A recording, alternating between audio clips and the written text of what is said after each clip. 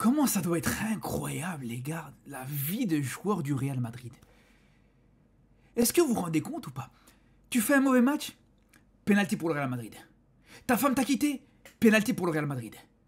Ton chien est mort, penalty pour le Real Madrid. Mais c'est incroyable, mais c'est une vie exceptionnelle ça. À chaque problème, c'est pas à chaque problème a une solution. À chaque problème, un penalty pour le Real Madrid. Mais c'est magnifique. Mais je vous envie les gars. Je vous envie. En fait les gars, c'est quand même incroyable les frères. Les saisons elles se suivent et à chaque fois il y a du changement. Tout peut changer. Tout peut changer. Tu peux changer de joueur, d'entraîneur, de logo de ton club. Tu peux changer même parfois du nom de ton club. Le nom de ton club peut changer. Mais il y a une chose qui ne changera jamais, d'une saison à l'autre, c'est que tu sais très bien que quand le Real sera en difficulté, quand le Real aura du mal à marquer dans un match, tu sais très bien les gars. Tu sais très bien les gars qu'à tout moment, t'as un homme masqué avec un sifflet et une cape qui va arriver, il va dire penalty para Real Madrid.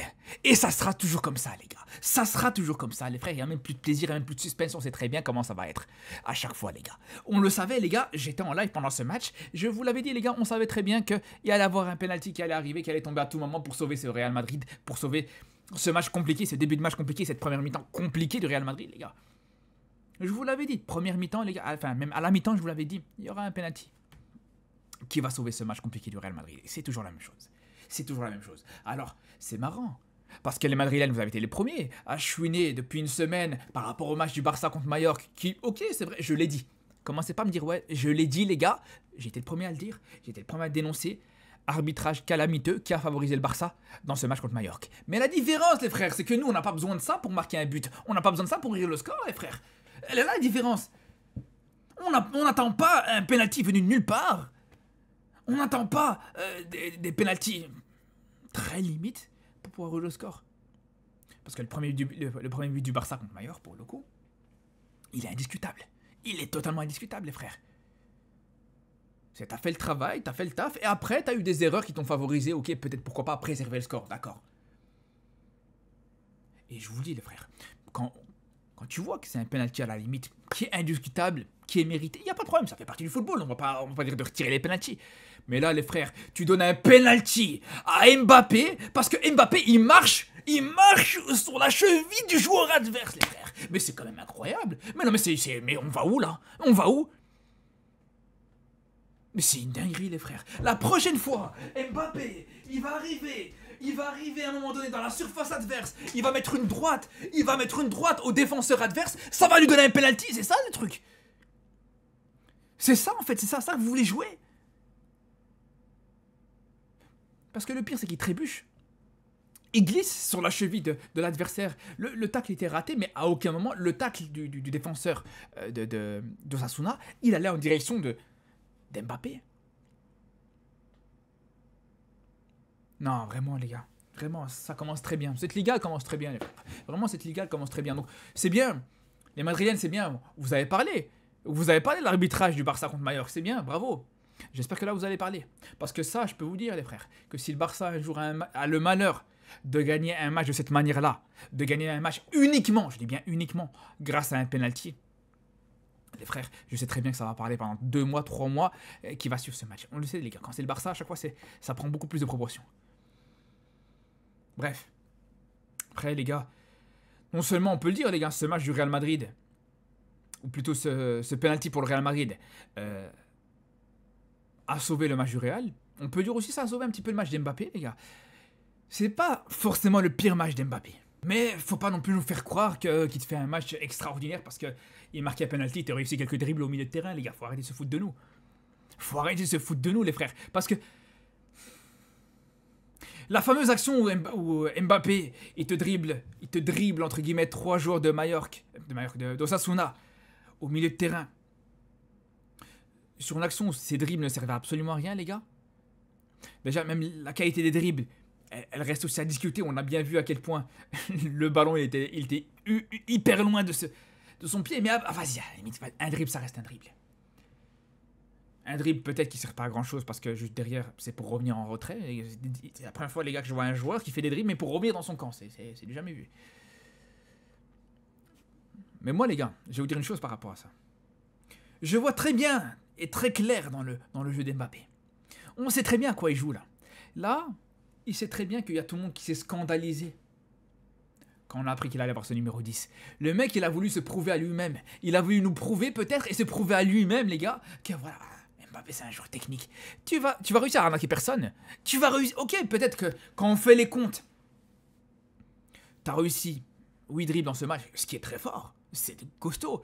Mais des dribbles, comme je vous dis encore une fois, à hauteur du rond central, des dribbles avec la qualité, encore une fois, vraiment, on a l'impression qu'il joue avec des chaussures de sécurité. Moi, je vous dis, les frères, c'est pas ça qui va me faire croire qu'Mbappé a été extraordinaire dans ce match. Moi, je vous le dis, les frères. Dans ce match, t'avais 4 joueurs camerounais, ou d'origine camerounaise, ou avec des gènes camerounais, ou avec des... Voilà.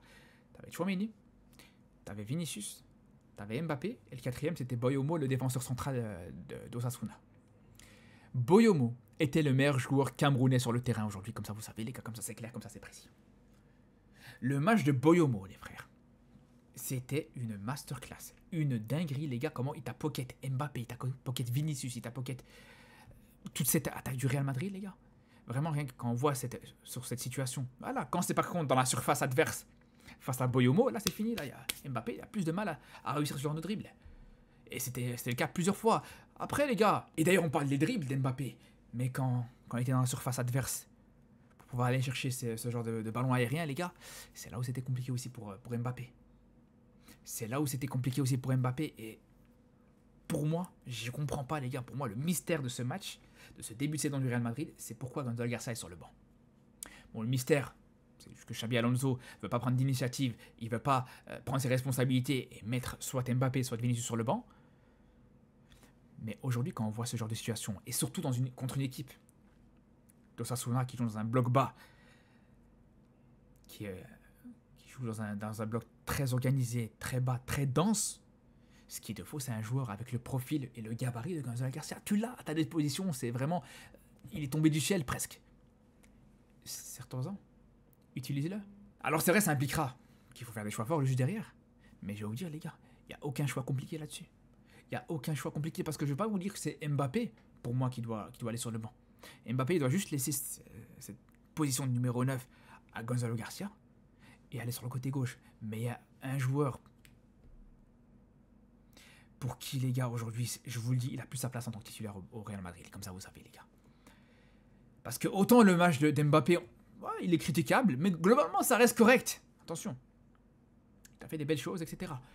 Mais le match de Vinicius, les gars. Oh là là là. Et ça me donne chaud. Là, vraiment, ça me donne chaud, carrément, les frères. Je repense au match de Vinicius, les gars, j'ai des palpitations. Qu'est-ce que c'était que ce match? Qu'est-ce que c'était que ce match? C'était ça, votre ballon d'or, les gars? Vous vouliez donner le ballon d'or? Vous vouliez donner le ballon d'or à un joueur qui a peur du ballon, les gars, c'est du jamais vu. Du jamais vu, les gars. Il reçoit une transversale de Militao. Déjà, c'est extraordinaire. Déjà que Militao commence même lui à te faire des longues transversales magnifiques, etc. Le mec, il se protège du ballon, il a peur de la balle, frère. Mais va dormir alors à ce moment-là si t'as peur du ballon, qu'est-ce que tu fous? Ah non, vraiment, c'est trop. Vraiment, je vous dis la vérité, c'est trop. Et je vous parle de ça, mais voilà, lui aussi pareil. Comment il s'appelle? Boyomo, lui aussi, s'est fait plaisir. Face à Vinicius, lui aussi, il a pocket Vinicius. Il n'y a aucune discussion par rapport à ça, c'est pareil. D'ailleurs, à la limite, quand il allait au duel face à Boyomo, encore pourquoi pas, c'était bien. Mais la plupart du temps, Vinicius qui reçoit le ballon, voilà, il reçoit le ballon, les gars. Il reçoit le ballon, voilà. Voilà, il regarde, voilà, et passe en retrait. Voilà. Il a passé son temps à faire des passes en retrait. C'est quand même une dinguerie de se dire que dans ce match-là, les frères, c'est quand même une dinguerie de se dire dans ce match-là, ton défenseur central et ton latéral gauche, que ce soit Heusen ou Carreras, apportaient plus de vitesse sur le couloir gauche que ton ailier. C'est la vérité, les gars. C'est la vérité, les frères. Les montées de balles de Carreras, Heusen aussi qui montait très haut, qui apportait vraiment une grosse plus-value d'ailleurs sur ce couloir. Il faisait un travail de fou.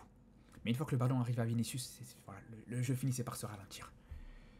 Non, non, c'est plus possible. Donc là, t'es en train de te gâcher, t'es en train de te priver d'un Gonzalo Garça qui pourrait être aligné sur le terrain pour un joueur comme Vinicius qui, aujourd'hui, a des grosses difficultés à faire quoi que ce soit, les frères. On ne lui demande pas de mettre des triplés, des buts en pleine lucarne. Mais les gars, la base, il a du mal à le faire. Et c'est dommage parce que vraiment, quand on voit ce match du Real Madrid, les frères, on a vu des belles choses. On a vu des très très très belles choses, les gars. Je vous le dis, le match, je vous ai parlé de Huyson et Carreras, exceptionnel. Exceptionnel, les frères. Huyson, mais magique, magnifique. La qualité de balle, la qualité plutôt balle au pied, la qualité de relance, très propre. Ça, on y est habitué. Il a aussi cette capacité à être solide défensivement. Ce que j'ai aimé aussi avec Huyson, c'est qu'il a ce petit vice qu'il faut avoir. Un petit vice le vice que Koubarsi n'a pas forcément. Voilà. Quand il est un petit peu en retard, il a tendance des fois à commettre la faute qu'il doit faire. Alors il s'est un petit peu raté en première mi-temps sur l'occasion de comment il s'appelle, de Budimir, l'attaquant croate. Il était un petit peu en retard, mais sinon globalement très solide. Très très solide, les frères. Et d'ailleurs, j'ai envie de vous dire, les gars, quasiment chaque secteur a été bon. Bon, Courtois, il n'a pas eu grand chose à faire, mais la défense, costaud, très costaud même. Même si ça jouait moins sur le côté d'Alexander Arnold, mais ça restait très costaud défensivement. Match très solide, mais le terrain aussi très bon. Même Tchouaméni a été vraiment exceptionnel non plus, mais voilà, il a fait le taf. Arda, qu'on a un petit peu moins vu malheureusement aujourd'hui. Mais là où c'était un petit peu plus compliqué, c'est l'attaque. Et d'ailleurs, j'ai parlé de Vinicius. Mais je suis désolé, mais Brahim Diaz, les gars, c'est plus possible. Brahim Diaz, aujourd'hui, les gars, je l'ai défendu pendant très longtemps. Je suis le premier à le défendre. Quand il faut le défendre, je suis le premier à le faire. Mais je vous le dis, les gars, Brahim Diaz, il a eu la possibilité d'avoir sa chance. Là, maintenant, clairement, Xabi Alonso lui a donné cette possibilité. Il a dit, vas-y, tiens, joue. Je te fais confiance. Je te donne la priorité à toi plutôt qu'à Mastantuono qui vient d'arriver. Ou même à Rodrigo qui va partir. Ou même à ou même... Et il n'a pas su l'exploiter. Il n'a pas su l'exploiter. Alors c'est vrai, à sa décharge, ça jouait pas beaucoup sur lui. Mais le peu de fois où ça jouait sur lui, aucune initiative. Aucune prise d'initiative, aucune prise de décision, rien du tout, les gars. En 5 minutes, Mastantuono a fait beaucoup plus que Brahim Diaz sur tout son match, et même sur tout le match contre Tyrol sur la dernière rencontre, les gars. Donc les frères, comme je vous dis, je le défends très souvent, Brahim Diaz et tout ça, mais là, vraiment, tu peux plus le défendre. Il a eu cette chance, il a eu cette possibilité, mais au bout d'un moment, quand tu nous fais le serveur, le serveur, on peut le dire, les gars, tu sers juste Mbappé, t'es juste là pour servir Mbappé, pour mettre en valeur Mbappé. Au bout d'un moment, frérot, faut que tu penses à toi. Mbappé, t'inquiète pas pour lui. Mbappé, t'inquiète pas que sa place, elle est assurée. Quoi qu'il fasse. Par contre, c'est à toi de prouver au coach que tu peux t'imposer. Mais là, ça va être compliqué. Là, ça va être vraiment très compliqué, les frères. Comme je vous dis, avec l'entrée de Mastantuono, c'est fini. C'est fini, les gars. Il t'a fait une très belle entrée. Il va te provoquer des dribbles, il va te provoquer des petits ponts. Alors, attention, hein, Mastantuono, il y a plus de déchets dans son jeu. Ça, c'est vrai.